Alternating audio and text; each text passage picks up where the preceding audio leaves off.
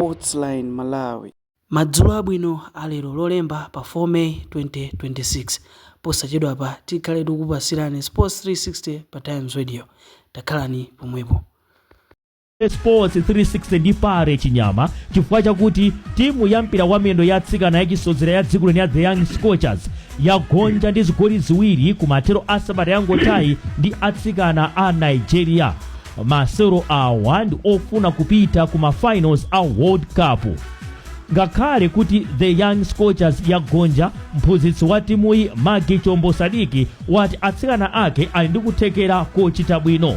Pare ukaonetsetsa zotsatira za masewero aku Nigeria tindi mpata otani kuno kumudzi oti nkuchinya timu inkupita ku mafinals kwa nthawi yamba tisawe kuti no titha kupanga mbiri ngati Malawi kuti no timu yatsikana yapita ku World Cup.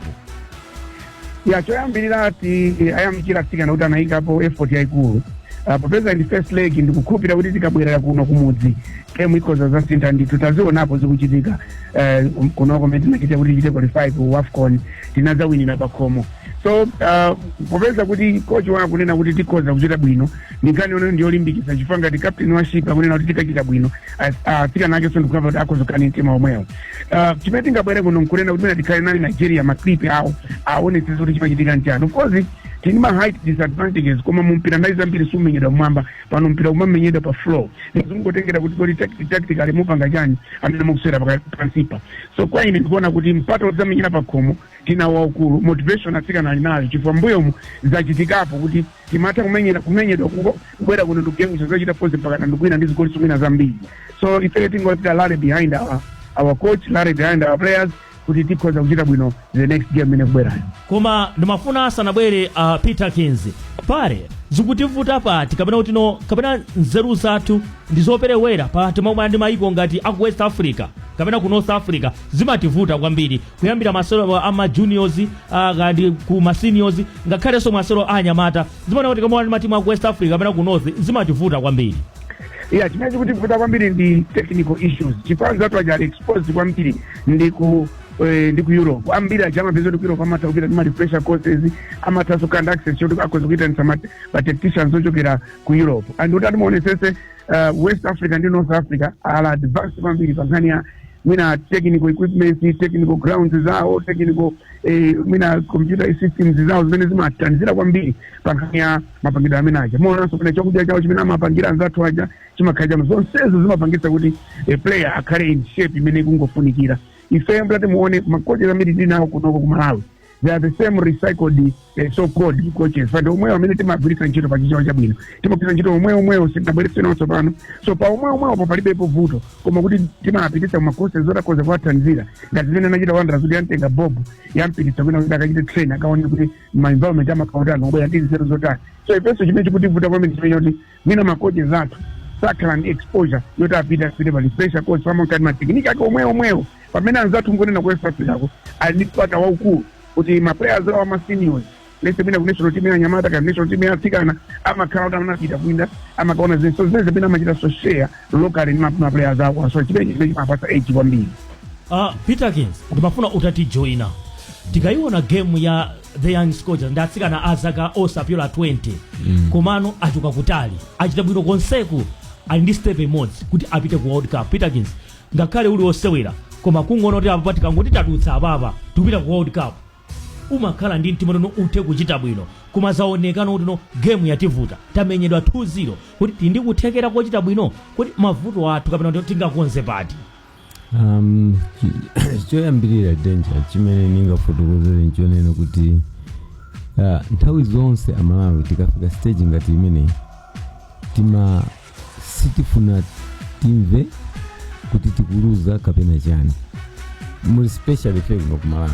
My expectations athu amakhala too high tikamafika pamenepo timaiwala chinthu chimodzi whatever my colleague has said zimene mwina anene wanthu ena ine ndikunena kuti at that level imene yapitapo yakafika asikana tenti ayamikire tiatayireka mfika mtengo.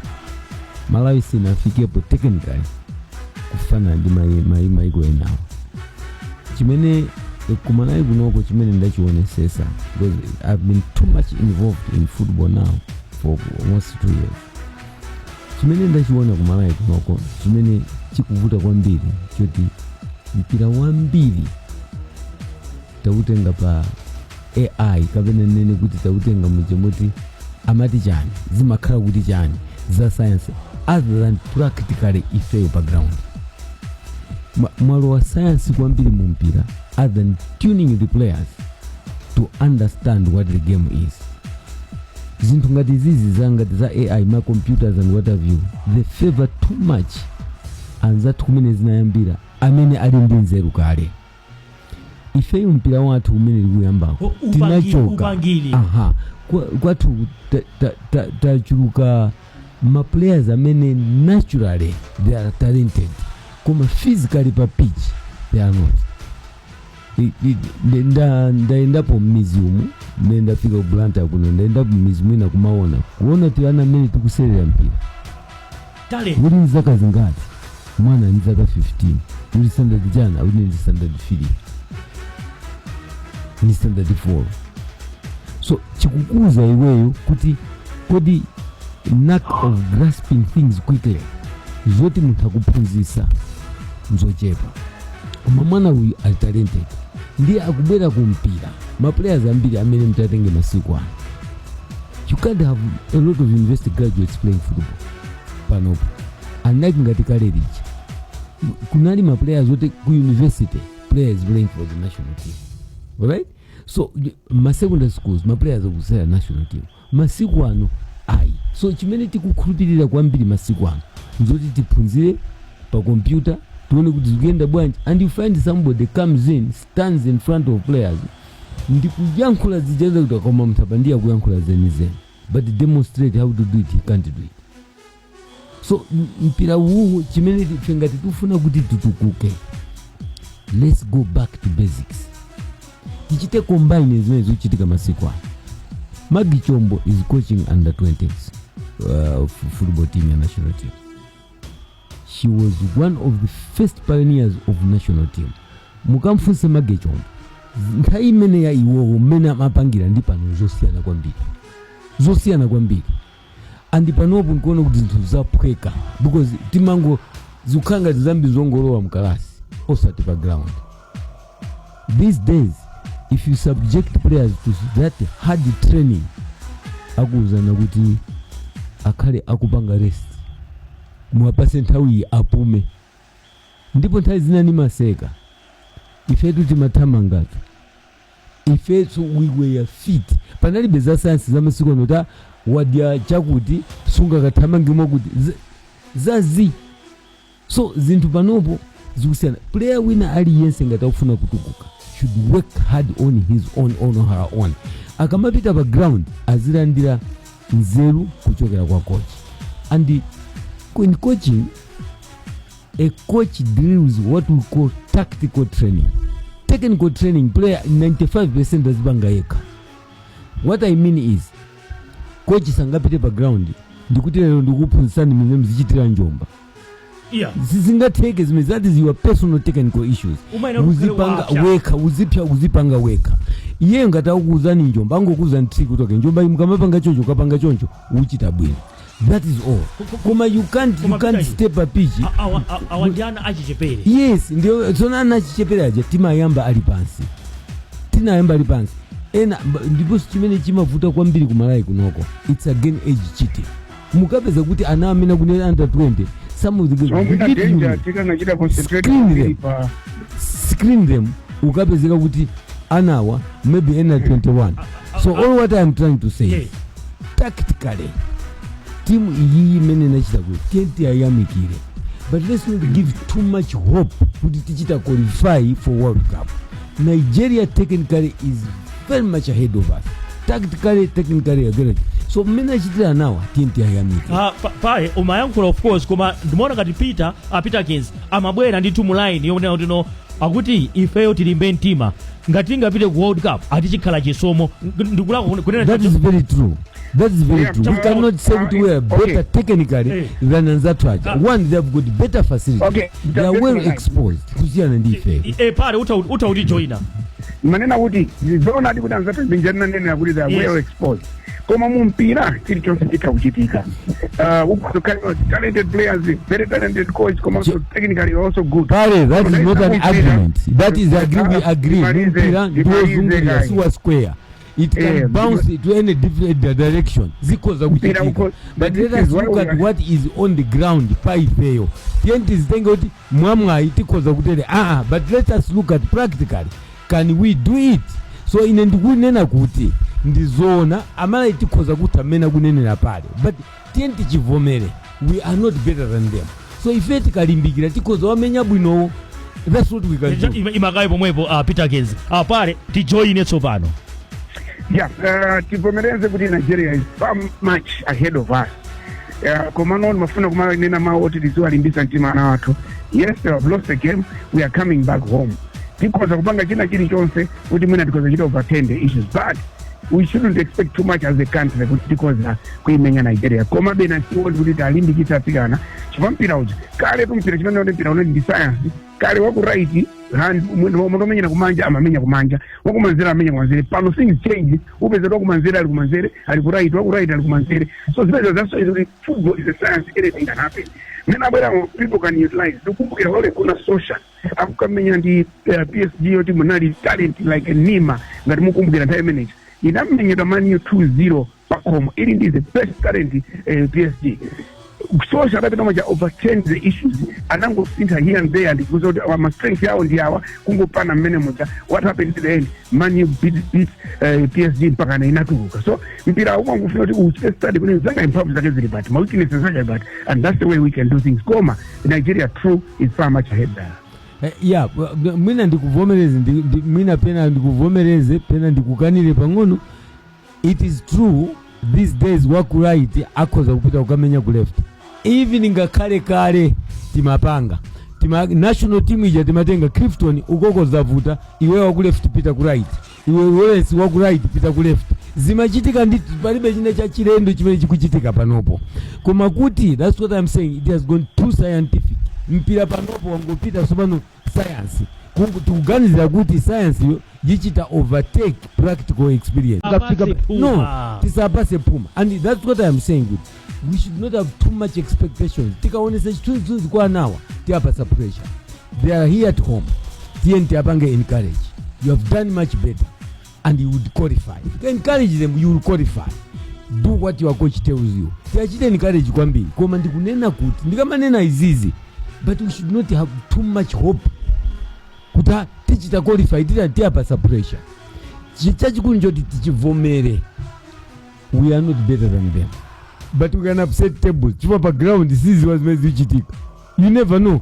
Ukapezeka kuti muli 1-1, ukapezeka kuti agwira penalty in box.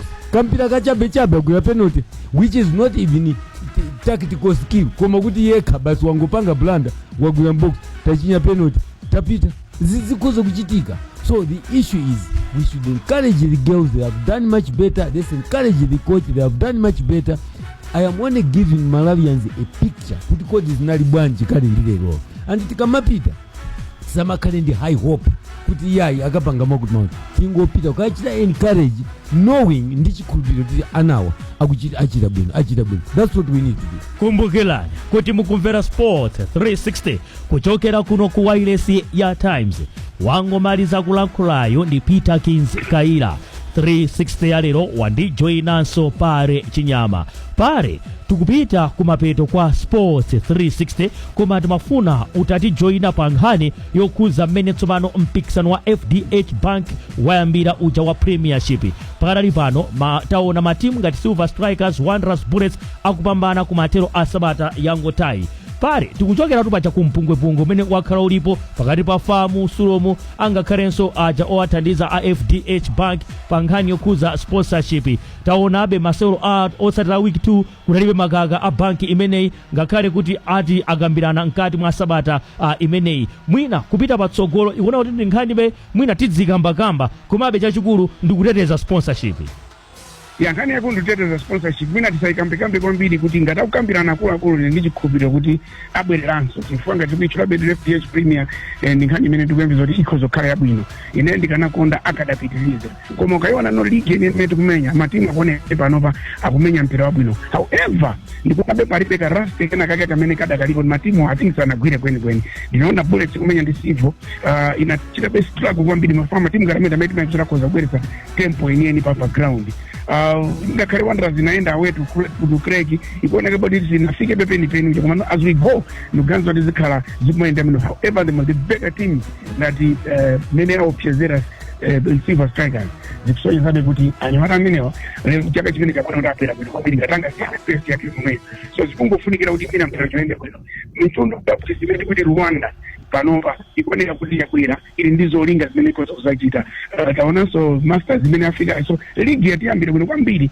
ndichembekezo kuti ikoza kukhala bwino kwambiri ndiponso tiona zimene zingachitike ziti zabwino ngati amaliza sponsorship yakhaso remote danger mwina ondrole kuti ndikhoza kuweza chabwino pale Peterkins Super League yatu yayambika ya 2026 sabata yachiwiri kumataona ndithu kuti matimu iyayi kangati achimika Silver Strikers yakwanisa kuwina masolo ake onse awiri Masters Security ichiduli Masters FC yakwanisanso kuwina masolo ake awiri ndikufuna kuti ndikuuzeni Malawi danger muchite archive zimene ndikukambaza andi kumapeto kwa ligi muzafotokozera panopo ligi yamenyedwa magemu awiri maximum amene amenyedwa this year there will be serious upsets, very serious upsets chaka chinocho kukhala zoopsa ndipo probably you might even hear timu imene simaiganizira ndimene ikhozokhala ma champions. All right, season you know the only club that has shown pama club amene analipo kale Super League chaka chata imene yaonesa kuti it has got the hunger so far as we stand is Silver Strikers. All right, Silver Strikers has maintained the tempo, but the question would be, are they going to continue like this until the end of the season? If they do, thank God, that's good of them, right? But there will be a lot of surprises this year. Ngati pali chinthu chimozi in this year kuyambira chaka chata ngoti season ya chaka chata, if there is a very disappointing thing kumalawi kuno mu history ya mpira, it's the number of teams falling in the Super League in the Southern region. You cannot have only two teams, main teams that anali muligi ukhalira momwemo, and you are bringing in a third team promoted to come in. That's a sad situation. Something must be done, okay? Because kumbuyo konseko Southern region has been dominating number of teams. Then yes, Central region has been doing that. And if the previous season you had quite a number of teams again in the north, I think about 5 teams, right? So chaka chinocho there will be a lot of surprises, and I am saying, please, the Southern region kunoma Super League teams should wake up. They need to wake up. Agona kwambiri matimu mkikao cha kumwera. They should wake up, because many Ayambila, they say Bullets is not supposed to start like this. Alright? Wanderers winning 2-1 is Maringa Nandi Mene Alili from last season. This is the worst performance in the league with a 2-1. And you can't believe kuti Bullets ukasera kumanza ndimafuko 1-0. Something is wrong. We need to sit down on the table. We need to sit down on the table and plan well. Mpira kumene ukupitako sukupita kube. I am not trying to say the best teams should only come from Southern. No, they should know kuti anzao, this is a wake up call in the other regions na also antu hakuchangamuka. They know what is happening, and believe you me, I will not make a mistake of saying it. You would find the probable champions to come from Central region. Wanderers should jack up, because here there will be no competition. And imagine one other very sorry state issue. you have got no pitch in Blantyre. Your Southern Region team can use. It's on each end. I watched the game Pachiwende. Red Rounds and Ekran. I did not, the whole of Blantyre, there was no game apart from that one. And you would find not even 4,000 people watching. What is happening? And we say wapita good. Would you tell me kuti onse wanapita kulilongwe kukaonera Bulbo Weekend? Is it wonder? Anapita sokuje. Anapita sokumwanza onse Blantyre. So no, something, this is a strong message. We need to do something from administration kukafika kuma clubs. We need to do something. We must make sure consolidate the pitches that we have that we're using for Super League. Kamzu Stadium must come back. We need to do something for that. We need a team. I mean, it is teams in Blantyre to say we're at home. They are at a good. Where are we heading? Yes. Ndikumva Chisoni. Because the one, in terms of facilities, that's not possible. In terms of facilities, if you are talking of personal pitches, yeah, instead of personal pitches, we've got pitch mina kunoko yimene yoti ingakhaleo dalik ni Mulanje Park. In the Mulanje Park, and there is no team in Mulanje. So my team is also in Blantyre as Super League. Red Rounds cannot move from Zomba to go and train in Mulanje. It can't happen. So you to Daria Zomba community center ground and in the Mulanje. That is uncalled for in football. Something must be done. Something must be done. These are the things. Tikamazuona, I have always said in any interview, without no fear of contradiction, administration is more important in football. More important. Mpira tima wina kuchokera pa table. Ku ground kujankomalizira. So planning is very important. Those zina kuchokera pa table. Kutali zimayambaso ni muntu amene sa kumenya mpira. I will give you an example. You have got my director ngatachina Conrad Bako Abulets. You have got President Mpinganjira, Dr. Mpinganjira, Wanderers. They don't go background kukasera mpira. Neither are they technical people. So they start, no, they don't. They start planning from the table, and people should compliment kuti antoa chimene akuchita apapa akufuna kuti kakhale papa. Now that change should go mpaka ukafika pa ground page. So if there is any breakdown pena page zivuta. So let's start even ngakhala football state of Malawi, regulatory body of football in Malawi. I've always argued, yes, why should in all fairness, why should we start inspecting pitches a month before kick-off of the league? Are we serious? Why should we do that danger? This should be a continuous process. Every 2 months, pitch ina iliyosimenti magwisa nchika. Farm should take it good. We're going to inspect. Surom should say we're going to inspect. Tiachita advise and what's chita inspect good muakore. But do it for the promotion of the game. Kayenderen. Kwa menjino games, and it should be a plan in the office ya farm. Amena which are doing some pitches should give in a plan of year and do that budget. Tiendera ma pitches hour in this period. Farm should have that budget with our yendera is this program is set.